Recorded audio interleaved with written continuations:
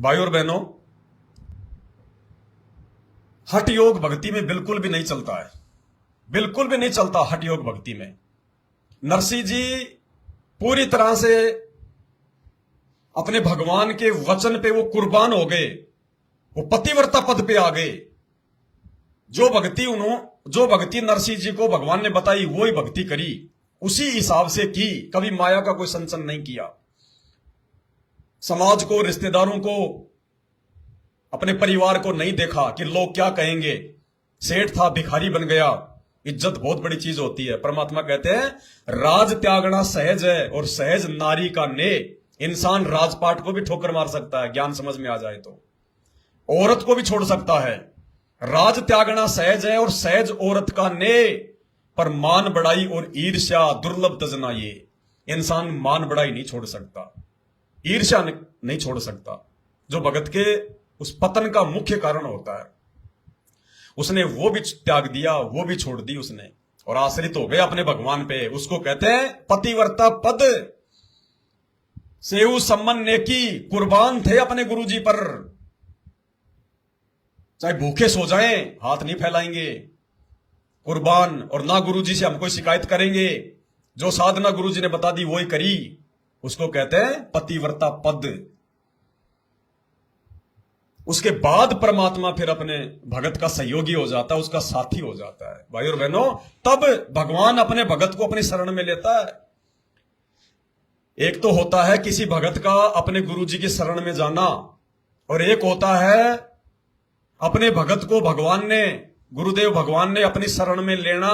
ये दोनों चीजें बहुत बिल्कुल ऐसी हैं। हम भगवान के शरण में गए, कोई बड़ी बात नहीं है। हम वापस भी आ सकते हैं, हम डिसमिस भी हो सकते हैं, हम फेल भी हो सकते हैं, हम टूट भी सकते हैं, कोई बड़ी बात नहीं है। लेकिन जिस दिन भगवान हमें अपनी शरण में ले लेगा, उस दिन वो भगत फिर डगमग नहीं हो सकता। क्योंकि परमात्मा कहते हैं ताते सतगुरु शरणा लीजिए, कपट भाव सब दूर करीजिए। यानी जिस दिन भगवान अपने भगत को अपनी शरण में लेगा, कब लेगा? जब भगत अपने मन से राग, द्वेष, ईर्ष्या, छल कपट सब कुछ निकाल देगा। छल कपट करना अपने गुरुजी के साथ में मतलब अपने गुरुजी के वचन को तोड़ना, अपने गुरुजी के द्वारा बताई गई साधना से हटके दूसरी साधना भी करना, आन उपासना भी करना, उसको कहते हैं अपने गुरुजी के साथ में छल कपट करना। तो परमात्मा क्या कहते हैं, हम रोज पढ़ते हैं नित्य नियम कि ताते सतगुरु शरणा लीजिए। यानी सतगुरु अपने भगत को उस समय अपनी शरण में लेगा। ताते सतगुरु शरणा लीजिए, छल कपट जिन दूर करीजिए। जो भगत अपने मन से इस प्रकार के भाव निकाल देगा, जो यानी जो पतिव्रता पद पे आ जाएगा। उसके बाद कहते गुरुजी हमारा हाथ पकड़ लेते हैं। देखो, भगत नाम दीक्षा लेके अपने गुरुजी का हाथ पकड़ता है, वो तो कमजोर है। बच्चा अपने बाप का हाथ पकड़ रखा है मेले में, बच्चा तो छोड़ सकता है। दूसरे कोई खेल देख के, कोई वो खिलौना देख के 2 मिनट में छुड़ा के हाथ भाग जाएगा, वो तो अपना काम बिगाड़ लेगा, गुम हो जाएगा। और यदि बाप अपने बच्चे का मेले में हाथ पकड़ के रखेगा तो वो उस बच्चे को नहीं छोड़ सकता फिर। तो इसी प्रकार भाइयों, एक होता कि भगत का भगवान की जो मतलब की शरण में जाना, नाम दीक्षा लेना, और एक होता है सतगुरु के द्वारा अपने शिष्य को अपनी शरण में लेना। लेकिन गुरु अपने शिष्य को शरण में उस समय लेगा जब शिष्य अपने गुरु जी के तन मन धन से, मन कर्म वचन से कुर्बान हो जाएगा। जब गुरु देख लेगा, क्योंकि गुरु अंतर्यामी होता है, परमात्मा देख लेगा, गुरु भगवान देख लेगा कि अब इसको मेरे अलावा धरती पर कोई ठोर ठिकाना नहीं है। बंदी छोड़ दयाल जी और तुम लग हमारी दौड़, जैसे काग जहाज का अब दिखता नहीं और ठोर। जिस दिन ये स्थिति हम भक्तों की आ जाएगी और वो अंतर्यामी भगवान देख लेगा कि ये मर जाएगा, ये चाहे भूखा मरे, चाहे प्यासा मरे, चाहे समाज के गालियों से मरे, चाहे ये तानों से मरे, ये मेरा भगत अब अपने मन में अपने गुरुजी और भक्ति के प्रति कोई जो है दोष नहीं लेके आएगा। ये अपने गुरुजी को छोड़ के नहीं जा सकता, भले इसके चाहे प्राण निकल जाए। उस समय गुरुजी भगत का हाथ पकड़ता है, अपने शरण में लेता है। उस स्थिति को कहते हैं पतिव्रता पद की स्थिति।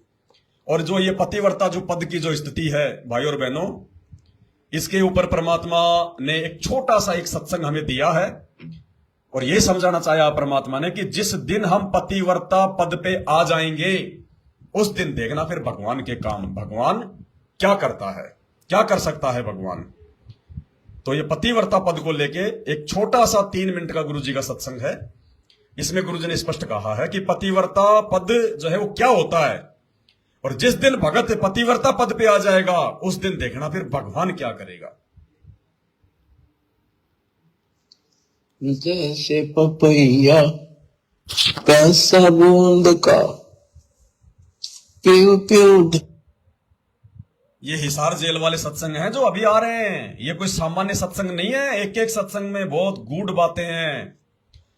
ये परमात्मा हमें विश्वास देने के लिए, हमारे को जो है भक्ति मार्ग में आगे बढ़ाने के लिए, दृढ़ता देने के लिए बंदी छोड़ की विशेष मेहर है आप और हमारे ऊपर। ये सामान्य सत्संग नहीं है। ये सत्संग ब्रह्मा विष्णु महेश के समझने से बाहर की बात है, उनकी बुद्धि से बाहर की बात है। सतलोक आश्रम मैनेजमेंट हरियाणा उनके पीछे आंख बंद करके चल रही संगत के दिलो दिमाग से बाहर की बातें, वो नहीं समझ सकते इन बातों को। केवल सत्सेवक समझ सकते हैं। क्या कह रहे हैं परमात्मा? जैसे पपैया पैसा बूंद का प्यू प्यू लो लगाई, प्यासे जान निकल जागे सिख और नीर न भाई गुरु से लगाना कठिन है भाई। कि जैसे पपैया छोटा सा चिड़िया जैसा पक्षी होता है, वो केवल जब आकाश में बादल छा जाते हैं तब अपनी आवाज बुलाता है। उसकी आवाज पपैये की होती है, पपैये की पी पी पी पानी के लिए पुकारता है। बारिश हो जा तो उस जल को पीता, वो पृथ्वी के जल को नहीं पीता, बेशक मर गया। इसी प्रकार इसका उदाहरण परमात्मा ने दिया कबीर साहब ने कि जैसे पपैये की तरह तुम हो जाओगे कि अपने सतगुरु और गुरु के अतिरिक्त किसी से भी स्वप्न में भी कोई लाभ नहीं चाहोगे। दुखी हो चाहे सुखी हो, चाहे लाभ धनी हो चाहे निर्धन हो, कुछ भी देवता दिखे पर होने दो एक बार उसको। तो इसी प्रकार क्या कह रहे हैं परमात्मा? जब उस पपैये की तरह हम हो जाएंगे, जो पपैया अगर पानी पीता है तो स्वाति नक्षत्र के समय आसमान से जो बारिश होती है केवल उसी की बूंद पीता है, वो धरती का पानी नहीं पीता, भले प्यास के मारे उसके प्राण निकल जाएं। तो फिर गुरुजी ने क्या बताया कि तुम्हें उस पपैये की तरह होना पड़ेगा। चाहे लाभ हो चाहे हानि हो, चाहे कोई भी डिमांड हो, संसार से नहीं, जगत से नहीं, अपने गुरुजी से, अपने भगवान से। भले लाभ हो चाहे हानि हो, चाहे मरो चाहे जीवो। तो कहते हैं जिस दिन तुम उस पपैये की तरह हो जाओगे, चाहे कोई भी हो चाहे कुछ भी हो, और फिर गुरुजी कहते हैं कि होने दे एक बार जो होता हो। अगर मौत आ रही है तो आन तो दे तू उसको एक बार।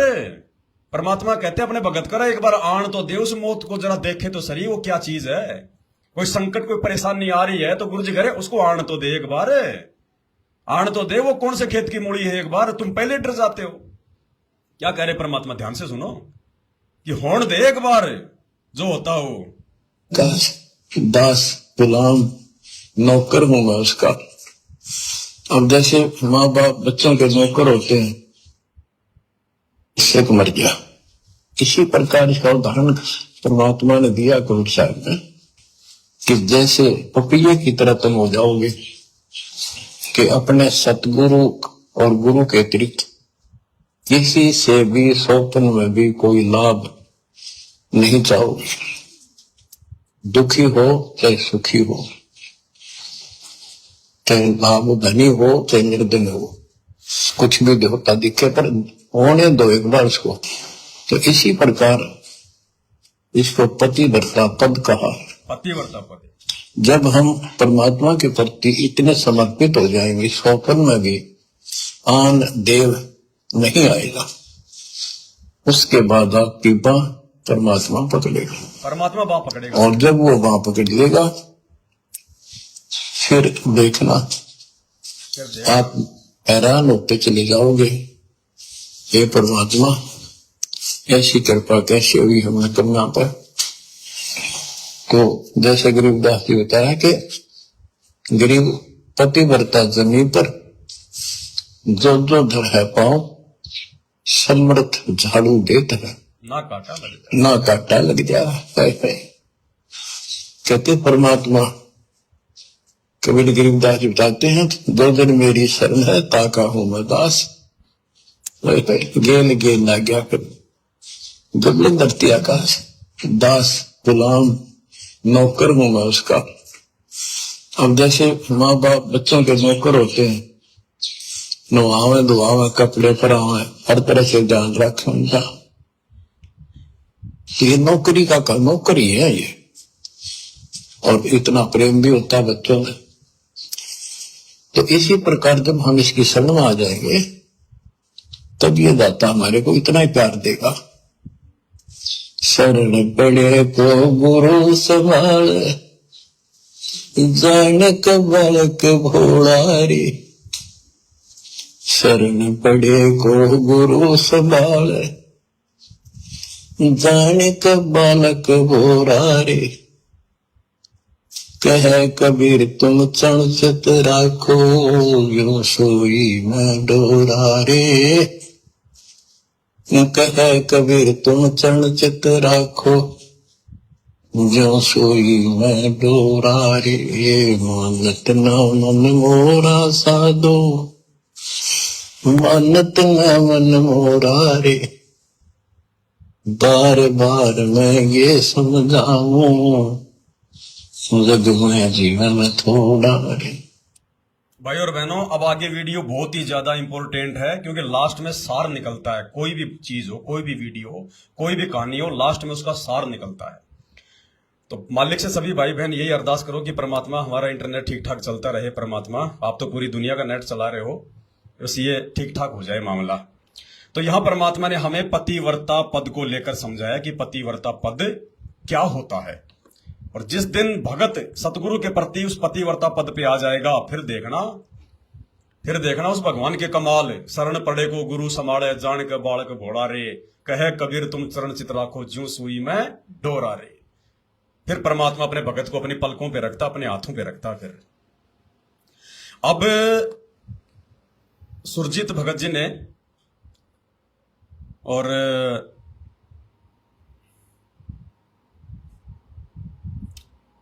क्या था, दिमाग से निकल गई बात।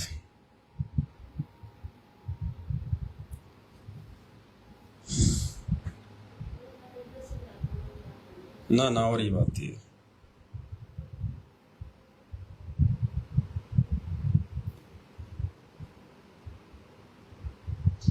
हाँ, अब सुरजीत भगत जी ने एक छोटी सी जो गलती थी वो ये कर दी कि परमात्मा के सत्संगों को थोड़ा गहनता से नहीं समझ पाए। हालांकि उनका विश्वास था गुरु जी के प्रति, उनकी श्रद्धा है गुरु जी के प्रति, लेकिन वर्तमान का जो समय है, जो पिछली पीढ़ी का, ये परमात्मा ने ज्ञान मार्ग चुना है। इस मार्ग को ज्ञान मार्ग का नाम दिया है। तभी तो भगवान ने हमारे को शिक्षित किया, अक्षर ज्ञान दिया, बहुत सारी भाषाओं का जानकार बनाया। हम अपनी आंखों से शास्त्रों को देख सके, हम पढ़ सके, ज्ञान को आधार बना सके, कोई हमें विचलित ना कर सके। ये ज्ञान मार्ग है। और मालिक ने यह भी बताया कि 650 साल पहले ज्ञान नहीं था, हम लोग अनपढ़ थे, इसलिए भगवान ने चमत्कार किए, खड़े खड़े चमत्कार किए, सामने चमत्कार किए, हजारों चमत्कार किए, लाखों चमत्कार किए परमात्मा ने। और चमत्कार से ही उस समय 64 लाख भगत 650 साल पहले काशी के बनारस में उस कबीर परमात्मा से जुड़े। और वर्तमान का जो पिछली पीढ़ी का समय है, भगवान ने हमारे को शिक्षा दे दी। आज से पहले शिक्षा नहीं थी। 150 साल पहले कोई नहीं पढ़ाता था अपने बच्चों को।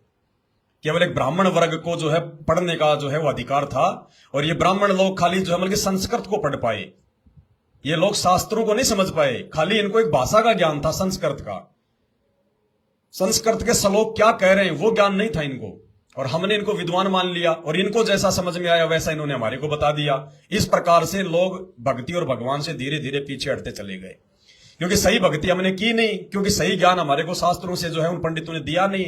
तो सही भक्ति नहीं करेंगे तो हमारे को सही प्रकार से लाभ कहां मिलेगा। अगर जाना आपको बंबई और कोई बता दे कि बंबई है इधर दिल्ली की तरफ, आप चल पड़े उधर दिल्ली, तो आपका तो नुकसान होगा। तो इन पंडितों को केवल इनको संस्कृत का ज्ञान था, इनको शास्त्रों का ज्ञान नहीं था। तो आज परमात्मा ने हमारे को ज्ञान दिया, शिक्षा दी, ऊपर से खुद आकर उन्होंने शास्त्रों का यथार्थ ज्ञान दे दिया। गीता जी अध्याय 4 श्लोक 34 के अनुसार खुद उन्होंने तत्वदर्शी संत की भूमिका निभा के शास्त्रों का निचोड़ निकाल के दे दिया। और परमेश्वर ने क्या कहा कि भक्ति मार्ग में हठ योग नहीं चलता। हठ योग इस भक्ति मार्ग में कोई जगह नहीं है। जो काल के जो पुजारी होते, जो संत होते, वो करते थे हठ योग। हठ योग यानी जंगल में चले गए, तपस्या करने लग गए, किसी भी बात को लेके बैठ गए, उसको कहते हैं हठ योग करना। ये भक्ति मार्ग में नहीं चलता। परमात्मा ने कभी भी नहीं कहा कि अगर तुम बीमार हो जाओ, तुम्हारा पैर टूट जाए तो तुम हॉस्पिटल में मत जाओ, या तुम अब जो की इलाज मत करवाओ। परमात्मा ने हमेशा यही कहा कि तुम आश्रित केवल अपने गुरुजी पे रहो। भले तुम हॉस्पिटल चले गए, डॉक्टर उसका इलाज कर रहा है, लेकिन ये ना सोचो कि डॉक्टर ही इलाज कर देगा। नहीं, अगर मेरे गुरुजी की दया होगी, मेरे गुरुजी की मेहर होगी, तो इस डॉक्टर के द्वारा 1 रुपए की गोली भी 100 रुपए का काम कर देगी। ये कहा परमात्मा ने। बिल्कुल ये नहीं कहा कि तुम इलाज ही मत करवाओ। बहुत सारे इंटरव्यू आपने सुने होंगे, वो भाई बहन ये कह देते हैं कि मैंने कोई इलाज नहीं करवाया, मैं तो अपने गुरुजी पे ही डिपेंड हो गई, मेरे को ये रोग था, मेरे को ये परेशानी थी, मेरे को ये कैंसर था, मैं तो केवल अपने गुरुजी पे ही आश्रित होके बैठ गई, मैंने सारी गोली दवाई मैंने डाल दी मैंने कचरे में कि मेरे गुरुजी ठीक करेंगे, चाहे मारो चाहे जियो। उन्होंने वो किस समय किया? उन्होंने ऐसा जो डिसीजन था वो किस समय लिया? जब वो पहले गुरुजी की शरण में आने से पहले हर जगह अपना इलाज जो है करवा करवा के वो परेशान हो चुके थे। गोली दवाई खा खा के, ऑपरेशन करवा करवा के, जंतर मंत्र वालों के पास जा जाके वो दुखी हो चुके थे, परेशान हो चुके थे, कहीं से कोई इलाज नहीं हो रहा था। फिर वो गुरुजी के शरण में आने के बाद में फिर उन्होंने गोली दवाई त्याग दी, जो त्यागना बहुत ज्यादा जरूरी भी था, क्योंकि गोली दवाई से लाभ होना होता तो पहले हो जाता। तो वो तो हर प्रकार से दुखी होके जब उनके सारे ऑप्शन समाप्त हो गए कि अब पैसा बर्बाद करने में कोई फायदा नहीं है, उसके बाद उन्होंने संत रामपाल जी के शरण में आने के बाद में कहा कि ये गोली दवाई वगैरह कुछ नहीं खाऊंगी, मैं तो मेरे गुरुजी के ऊपर निर्भर रहूंगी। ऐसी स्थिति में जब कोई ऑप्शन ना बचे, उस समय अपने गुरुजी के ऊपर आश्रित होना चाहिए। और उस समय यदि आश्रित नहीं होंगे तो गुरुजी भी लाभ नहीं देंगे। लेकिन सुरजीत भगत जी ना हॉस्पिटल में गए, ना कोई गोली दवाई का यूज किया, ना कोई मरहम पट्टी करवाई। ये नहीं चलता भक्ति मार्ग में भगत जी। ये सुविधा भी हमें परमात्मा ने दी है।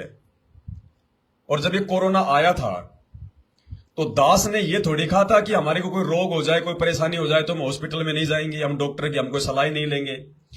दास ने हमेशा यही कहा है कि हमने उन गोली दवाइयों का प्रयोग नहीं करना है, हमने उस प्रकार के इंजेक्शन नहीं लगवाने जिन गोली दवाइयों में, जिन मेडिकल में, जिन इंजेक्शनों में जानवरों का सीरम, जानवरों का खून, उनकी हड्डियां या उनकी चर्बी उन जानवरों को मारकर, क्योंकि आजकल ये बिजनेस बन चुका है, गोली दवाई बनाना, चमड़े के जूते बनाना, बेल्ट बनाना, बैग बनाना, ये जानवरों को जानबूझ के लोग मारने लग गए अपने काम धंधे के लिए, व्यापार बना लिया। तो हमने ना तो ये चमड़े से बनी कोई चीजों का उपयोग करना है, हमें परमात्मा ने सत्संग में बताया। उस आधार से दास ने कहा था कि हमने उन मेडिसिन का यूज नहीं करना, उन गोली दवाइयों का यूज नहीं करना जो जानवरों को मार मार कर जो बनाए जाते हैं, क्योंकि वरना फिर हम भगवान के दोषी हो जाएंगे। क्योंकि हम अपने इलाज के लिए, अपने स्वास्थ्य के लिए उन बेजुबान जानवरों की हत्या नहीं होने दे सकते। ऐसी स्थिति में हम कोई आयुर्वेद का सहारा ले ले, हम कोई दूसरे प्रकार का सहारा ले ले, हम कोई जड़ी बूटियों का सहारा ले ले, हमको देसी जो इलाज होता है हम उसका सहारा ले सकते हैं। खाली उन गोली दवाइयों का यूज नहीं करना हमने। या फिर मान लीजिए आपने इलाज करवाया आपने हर जगह और फिर भी आपको कोई लाभ नहीं है, तो फिर आप अपने गुरुजी पे आश्रित हो जाओ कि परमात्मा अब चाहे मरूं चाहे जीऊं, अब मैं कहीं नहीं जाऊंगा। वो स्थिति ठीक है, उसको हठ योग नहीं कहते। लेकिन आपके पास तो ऑप्शन है, ये मेडिकल, ये डॉक्टर भी तो परमात्मा ने बनाए, आप और हमारे लिए बनाए ताकि हम भक्ति कर सके। क्या कहा गुरुदेव ने कि आज से 150 साल पहले जब किसी के सिर में दर्द हो जाता था तो लाल कपड़ा बांध के पानी में भिगो के निचोड़ के सर पे बांध के कपड़ा खाट में पड़ जाते थे। 3-3 दिन तक उनका सर का दर्द ठीक नहीं होता था, ना काम कर पाते, ना खेतों में जा पाते। और आज परमात्मा ने एक छोटी सी 2 रुपए की एक जो है मतलब टेबलेट बनवा दी। जैसे सिर में दर्द हुआ, टेबलेट खाई, 10 मिनट में ठीक, अपना काम करो, अपनी भक्ति करो। तो परमात्मा ने हमारे समय को बचाने के लिए हमारे को यह सुविधा दी है। और जब हम भक्ति सही करेंगे, मर्यादाओं में रहेंगे, जब हमारा खान पान ठीक हो जाएगा, हमारे विचार ठीक हो जाएंगे, तो भाई और बहनों हमें ना तो सिर दर्द होगा, ना हमें जुकाम होगा, ना बुखार होगा, ये भी मिट जाएंगे। एक समय ऐसा आएगा, ये भी धीरे धीरे समाप्त हो जाएंगे, बिल्कुल। और यदि फिर भी थोड़ा बहुत कुछ हो जाता है तो ऐसे समय में डॉक्टर की सलाह लेने के लिए परमात्मा ने मना नहीं किया।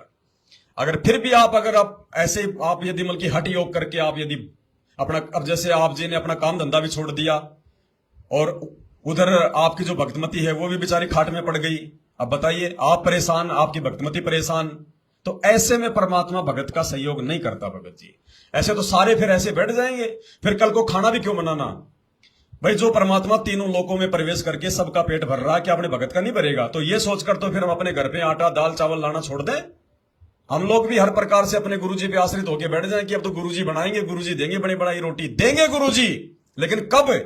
जब ऑप्शन खत्म हो जाएंगे। गुरुजी ने क्या कहा सत्संग में कि पुण्यात्माओं, जब वो समय आएगा और उस समय यदि तुम्हारे घर में 2 दाने होंगे, सुबह मटका भरा हुआ मिलेगा, मटका भरा हुआ भगवान देगा, लेकिन कब? जब वो समय ऐसा आ जाएगा जब खाने को दाना ही नहीं होगा, अकाल पड़ेगा भाई, जब कोई भूखमरी पड़ेगी, उस समय के लिए कहा परमात्मा ने, ना कि सामान्य समय के लिए, आज के लिए। आज हमारे पास ऑप्शन है, हम कोई काम धंधा कर सकते हैं, रोजगार कर सकते हैं, मजदूरी कर सकते हैं, खेतों में काम कर सकते हैं, अभी तो अनाज पैदा हो रहा है, 100 प्रकार के काम है। तो जब तक ऑप्शन है, उस समय यदि आप हट करके बैठ जाओगे कि नहीं गुरुजी ने कह रखा है कि सुबह मटका हुआ भरा मिलेगा और मैं तो बैठ गया अपने घर पे, नहीं मिलेगा। मध्य प्रदेश में एक बहन है, मध्य प्रदेश के कटनी जिले में रेखा दासी, सात संगति से वो विचलित होकर हट योग करके बैठ गई अपने घर पे कि मैं तो उस समय तक मैं गुरुजी को भोग नहीं लगाऊंगी जब तक गुरुजी नहीं देंगे, मैं नहीं बनाऊंगी खाना, मुझे तो गुरुजी देंगे। बैठी रही 2 4 5 दिन। परमात्मा ऐसे हट योगियों की थोड़ी सुनता है, नहीं सुनता। और उसके बाद में उसने गुरुजी की फोटो भी फाड़ दी, अपनी मूर्खता का उसने परिचय देके। हम तो फाड़ रहे थे दाढ़ी मूछ वाली फोटो, उसने फाड़ दी अपने गुरुजी की फोटो, बोला ये पवन दास है भगवान। अब ऐसी मूर्खता जब कोई दिखाएगा तो परमात्मा क्या करेगा भाई? भाई दास तो अपनी सेवा कर रहा है, मुझे तो परमात्मा ने इस पवन दास को, इस कुत्ते को तो भगवान ने सेवा दी है संगत को जगाने की ज्ञान आधार से। मैं तो मेरा काम जो है वो करूंगा, मैंने कभी नहीं कहा मैं भगवान हूं, मैं परमात्मा हूं, मुझे पूजो, आप गुरुजी को छोड़ दो। अब जानबूझकर अगर कोई गोबर खाएगा, मुझे पूजेगा, तो उसमें मेरी गलती नहीं, उसमें मेरे को दोष नहीं लगता, उसमें उस व्यक्ति को दोष लगेगा, उस नादान को। तो 2 4 5 दिन भूखी रही, भगवान थोड़ी आएंगे ऐसे, फिर तो सारे ऐसे बैठ जाएंगे, सारे निकम्मे हो जाएंगे। उसके बाद में उसने गुरुजी की फोटो फाड़ दी। अब 4 5 दिन पहले एक भगत जी के पास उसका फोन आया, उसने कहा कि भगत जी मेरी पवन भगत जी से बात करा दो, मेरी तो ऐसी तैसी हो गई है, मेरा तो सारा सिस्टम बिगड़ गया भगत जी, ना जी रही ना मैं मर रही, मेरी एक बार उससे मेरी बात करा दो भगत जी। तो दास ने मना कर दिया उस भगत को, ना मैं उसका फोन उठा रहा था उस बहन का, क्योंकि मुझे भी फिर उनसे नफरत सी हो जाती है। अरे मैं कुत्ता उस भगवान का और तुम भी कुत्ते उसी भगवान के, और एक कुत्ता दूसरे कुत्ते को कहे कि तू मेरा बाप है, तू मेरा भगवान है, तू मेरा मालिक है, वो कुत्ता नहीं है, फिर वो कुत्ता नहीं है, फिर वो धोबी का कुत्ता फिर वो। तो दास ने उसके भी फोन नहीं उठाए और उस भगत जी को बोल दिया कि भैया बोल देना तेरा और परमात्मा का मैटर है, तूने जब फोटो फाड़ी, तू अपने घर पे जब हठ योग करके बैठी तो मुझ पवन दास को फोन करके बैठी थी क्या कि भाई मैं ऐसा कर रही हूं, तो फिर आज मेरे से क्या जो है बल्कि सलाह मांग रही है। तो भाई और बहनों, हमारी यारी दोस्ती रिश्तेदारी उसी समय तक है जब तक भगत अपने गुरुजी के ज्ञान में है, जब तक भगत मर्यादा में है, क्योंकि हमारी आपस में कोई यारी दोस्ती नहीं है, हम नहीं जानते हम एक दूसरे को, तुम कौन जाति के, तुम कौन धर्म के, तुम कौन गांव के, क्या है। हम गुरुजी के ज्ञान से एक दूसरे के संपर्क में आए, और जो गुरुजी के ज्ञान से हट जाएगा, जो गुरुजी के ज्ञान के विपरीत चलेगा, वो हमारा कुछ नहीं लगता, कुछ भी, ना यार, ना दोस्त, ना भगत भाई, ना रिश्तेदार, कुछ नहीं हमारा। इस प्रकार से निष्पक्ष होकर हमने चलना है। अब वो जाने भाई, परमात्मा जाने। अब वो ज्यादा से ज्यादा क्या करेगी, मेरे से माफी मांगेगी। मेरे से क्या माफी मांगनी भाई, ये भी तेरी गलती है। अगर तू ये कह रही है कि मैं पवन दास से बात करना चाहती हूँ, मेरी एक बार मेरी उससे बात करा दो, रो रो के कह रही है कि मेरे से बहुत बड़ी गलती होगी, मेरे सब कुछ समझ में आ गया, भगवान से मैंने माफी मांग ली, तो भैया पवन दास कोई भगवान से बड़ा है क्या? ये भी तेरी गलती है। अपने गुरुजी से माफी मांगने के बाद भी तू मेरे से माफी मांगना चाह रही है। अरे भगत ना किसी को माफ करता, ना भगत किसी से माफी मांगता, भगत अपने भगवान का कुत्ता है। भगत क्या माफ करेगा? भगत के पास कोई आशीर्वाद है क्या? अब तेरे और गुरुजी के बीच का मैटर है। अब अपने परमात्मा को कर प्रसन्न, बार बार नाक रगड़, मालिक चाहेगा तो आपको जो है मतलब आशीर्वाद देगा, वापस आपकी भक्ति चलेगी। इसमें भैया भक्ति मार्ग में तू तेरी नहीं चलती बिल्कुल भी। निष्पक्ष होकर चलने का मार्ग, नहीं तो काल ठग लेगा ऐसे भगत भाइयों का रूप बना के आपस में अगर आस्था बना ली तो अपने गुरु जी के अलावा किसी में नहीं। तो भगत जी हठ योग करके बैठ गए, हठ योग करके बैठ गए, जबकि विचार करना चाहिए था भगत जी को। ऐसे सारे भगत बैठ जाएंगे आज की गुरु जी ने कह रखा है कि बच्चों तुम्हारे घर में 2 दाने नहीं होंगे, सुबह मटका जो है आटे का भरा हुआ मिलेगा, गैस सिलेंडर भरा हुआ मिलेगा, तेल वगैरह लूण मिर्च सब मिलेगा। जब भगवान आटा देगा तो सब कुछ ही देगा। हो सकता है किसी भाई के बीच में शंका आ गई हो वो वीडियो देख के कि पवन भगत जी तो गुरुजी का वीडियो दिखा रहे हैं जिसमें गुरुजी कह रहे थे कि बच्चों सुबह 2 दाने होंगे तो सुबह मटका आटा का भरा हुआ मिलेगा तुम्हें उस समय जब धरती पे खाने को दाना नहीं होगा। ये वो भगवान है तुम जिसकी भक्ति कर रहे हो। तो हो सकता है उसके किसी भगत के मन में शंका आई हो कि भाई आटा तो भगवान दे देंगे, फिर आटे से रोटी कैसे बनाएंगे अगर गैस खत्म हो गया तो दूसरे दिन एक बहन की ऑडियो आ गई मेरे पास में, व्हाट्सएप पे डाली, बोल गुरुजी रात को स्वप्न में आए और परमात्मा ने जो की सिलेंडर दिया मेरे को भरा हुआ सपने में कि ले बेटी, क्योंकि हमारा सिलेंडर जो है वो खत्म हो गया, तो परमात्मा ने उठा के अपने कमरे से दिया कि ले बेटी सिलेंडर। तो परमात्मा हर प्रकार की शंका दूर करते हैं कि ये ना सोचना कि आटा ही मिलेगा, अरे गैस भी मिलेगा, पानी भी मिलेगा, दूध भी मिलेगी, छाछ भी मिलेगी, हलवा भी बनाएंगे, लूण नमक तेल सब कुछ मिलेगा, परमात्मा सब कुछ देगा, वो समर्थ है, सब कुछ कर सकता है भगवान। तो आज क्यों नहीं दे रहा भगवान? क्योंकि आज हमारे पास में ऑप्शन है, आज हम मेहनत कर सकते हैं, मजदूरी कर सकते हैं, काम धंधा कर सकते हैं, खेत में काम कर सकते हैं, अभी दुनिया को खाने को मिल रहा है, अभी भुखमरी नहीं आई, अभी अकाल नहीं पड़ रहा, आज दे रहा भगवान। अब ऐसे समय में यदि आप हट करके बैठोगे तो भगवान नहीं भरेगा आपका वो मटके का आटा, वो विशेष परिस्थितियों के लिए है। तो ठीक इसी प्रकार भाई और बहनों, वर्तमान में परमात्मा ने हमें मेडिकल की सुविधा दी हुई है, अपनी सावधानी बरतो। आप उसके प्लास्टर करवा लेते, उसकी बाहर कोई मतलब ट्यूब वगैरह का वो ले लेते, अगर इंजेक्शन नहीं लगवाना था, टेबलेट नहीं खानी थी तो उसको उसके मतलब प्लास्टर तो लगवा ही सकते थे, बाहर कोई मालिश वालिश की तो कोई दवाई ले सकते थे, वो थोड़ी कोई हमारे पेट में जा रही है भाई। जब आप अपने भगतों से सहायता ले सकते हो तो फिर डॉक्टर की सहायता लेने में फिर क्या दिक्कत आ गई? भगत कोई भगवान थोड़ी है। तो जब तक ऑप्शन है तब तक हमने इस प्रकार का नहीं करना चाहिए। परमात्मा ने बताया कि वो हठ योग होता है, हठ योग होता है, और वो हठ योग वर्तमान में नहीं चलेगा। आज से पहले तो वो चल गया लेकिन वर्तमान में नहीं चलेगा। दास आपको गुरुदेव भगवान का एक सत्संग सुना रहा है, बहुत ही अनमोल सत्संग है। ये सत्संग आपने आज से पहले भी सुना होगा कि एक भगत था, उसने पहाड़ पे जाके झोपड़ी बना ली, रोज मुंह धो के आरती करता था। उस दिन वो उसको वहां पे पानी नहीं मिला तो भगवान ने पूरी धरती को जो है मतलब पानी, इतनी तेज बारिश करी, पूरी धरती पे 200 फुट पानी चढ़ गया, पूरी धरती डूब गई। और भगवान ने भगत तक ऊपर जो है पानी पहुंचाया। भगत ने हाथ मुंह धो के देखा, हे भगवान इतना पानी, फिर रोने लगा कि ये परमात्मा मुझ नीच के लिए आपने पूरी धरती को डुबो दिया। फिर उसी क्षण परमात्मा ने पूरी धरती को वैसा का वैसा कर दिया, सेकंड में, चुटकी बजाते ही, किसी को पता भी नहीं चला क्या हो गया। जो खेत में काम कर रहा है वो खेत में काम कर रहा है, जो कंप्यूटर पे काम कर रहा है कंप्यूटर पे काम कर रहा है, उसको पता भी नहीं कि क्या हो गया। तो हठ योग को लेकर जो बात चल रही है, जो भगत जी ने थोड़ी सी जो गलती की है उसके विषय में परमात्मा सतगुरु रामपाल जी भगवान ने क्या बताया, सत्संग सुनिएगा। और यह सत्संग आपने बहुत बार सुना होगा, लेकिन यह बात जो परमात्मा हठ योग वाली, उस भगत का जो हठ योग है, उसने अपना नियम बना रखा था कि जब तक मुंह नहीं धोऊंगा, जब तक भगवान को मैं भोग नहीं लगा लूंगा तब तक मैं खाऊंगा नहीं, कुछ ऐसे नियम थे उसके। हाँ, जब तक मैं आरती नहीं कर दूंगा तब तक मैं कुछ खाऊंगा भी नहीं। तो मालिक ने कहा कि भक्ति मार्ग में नहीं चलता ऐसा। उसने हठ योग किया, लेकिन उसके हठ योग को भी परमात्मा ने पूरा किया। लेकिन ऐसे परमात्मा नाराज होते हैं, दुखी होते हैं। आज से पहले किया, वर्तमान में नहीं करेगा परमात्मा, क्योंकि मालिक ने ज्ञान दे दिया, काल के साथ एग्रीमेंट है, चमत्कार नहीं करेगा भगवान। तो अब सुनिए सत्संग आप ध्यान से। और इस सत्संग में परमात्मा फिर कह रहे कि भक्ति मार्ग में हट नहीं चलता, ये हमारी कमजोरी है अगर हम हठ योग करते हैं। तो जब तक ऑप्शन है तब तक हमने ऑप्शन भी यूज करना है और भगवान की भक्ति भी करनी है। भगवान हमारे काम को आसान कर देगा।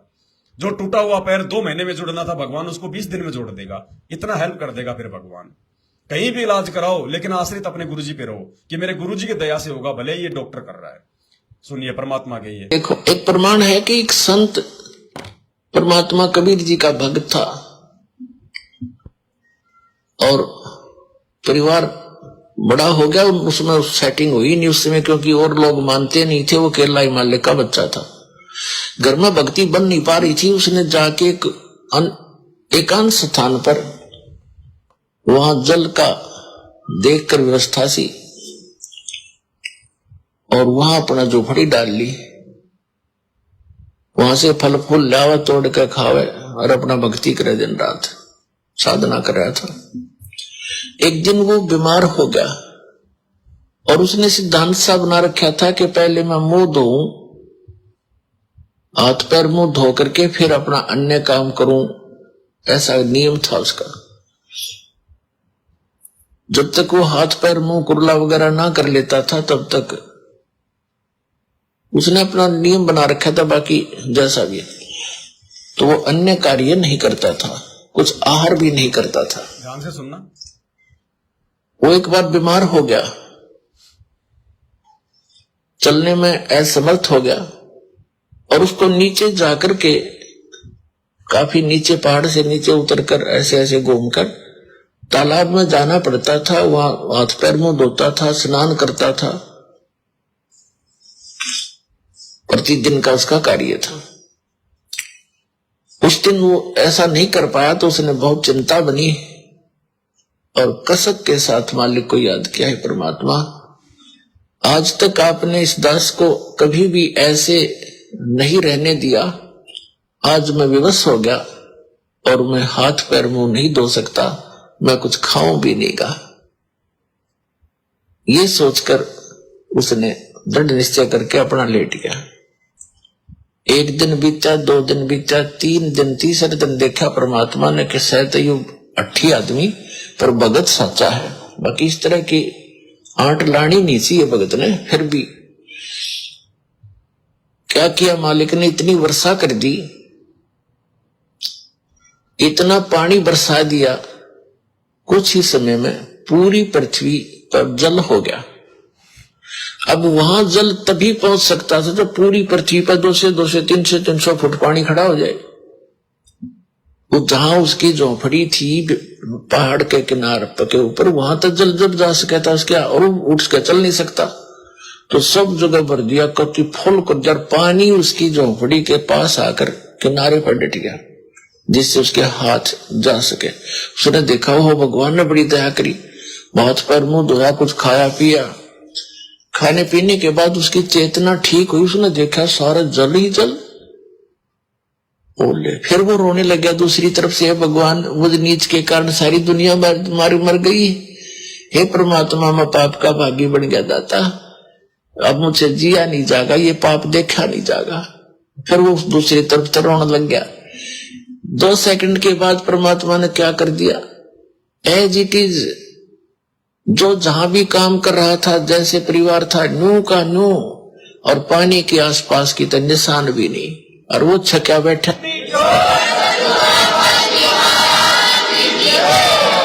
किसी को आभास भी नहीं होने दिया और उसका पेट भर दिया। तब आकाशवाणी करी के भक्त, दारी मेरे संत की वो से मिले ना अंश, और भला बुरा बाचे नहीं। ये बकवाद इस तरह की आठ डांस लावा नहीं, सोई हमारा वंश। अब उसके माध्यम से अन्य को भी शिक्षा दी परमात्मा ने कि हकीकत जो मेरा भक्त धारणा कर लेगा उसके लिए मैं कुछ भी कर सकता हूं, पर थोड़ा बहुत सोच समझ कर डिसीजन लेना चाहिए तुम्हें। तो क्या बताते हैं आदरणीय गरीबदास साहिब जी अपने कबीर परमात्मा के विषय में बताते हैं कि मौला थल से जल करे और जल से थल कर देत, और साहेब तेरी साहेबी अब श्याम कहूं सवेत। क्या बताते हैं कि वो मौला कबीर परमात्मा पूरी पृथ्वी पर 1 सेकंड में जल भर दे और दूसरी सेकंड में वैसा ही कर दे, उसी तरह जैसे जो जहां बैठा था एज इट इज पूरा स्वस्थ परिवार सारा काम नो का नो कर सकता है। वो परमात्मा इतना समर्थ है। फिर कहते हैं कि हे साहेब तेरी साहेबी, हे परमात्मा आपकी लीला को अब श्याम कहूं सवेत। श्याम तेनु का अग्र काला, काला धन यानी काला आदमी है यो भाई निकम्मा, और सवेत ने कहा साफ आत्मा का आदमी है। अब कहते हैं तुझे मैं बुरा कहूं कि अच्छा कहूं।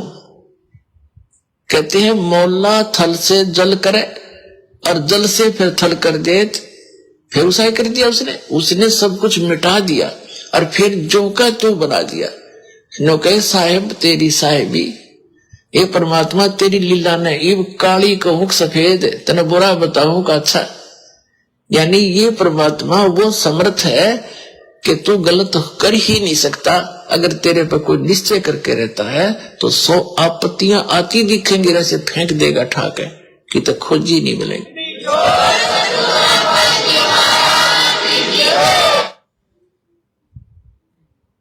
सत्संग में परमात्मा ने स्पष्ट कर दिया कि ज्ञान को आधार बना के चलना है, आंट अड़ास नहीं करनी भक्ति मार्ग में। जहां तक कि परमात्मा ने हमें परमिशन दे रखी है वहां तक हमने उस ऑप्शन का फायदा उठाना है। ठीक है, जीव हत्या को बढ़ावा देने वाली मेडिसिन को हमने यूज नहीं करना, किसी भी सामान को यूज नहीं करना, चाहे बेल्ट हो, चाहे जूते हो चमड़े के, चाहे कुछ भी हो, चाहे गोली दवाई हो, फिर तो चाहे हम मर जाएं लेकिन उन चीजों को हम यूज नहीं करेंगे। लेकिन सारी चीजों में थोड़ा ना कोई जानवरों की हड्डियां, चर्बी, खून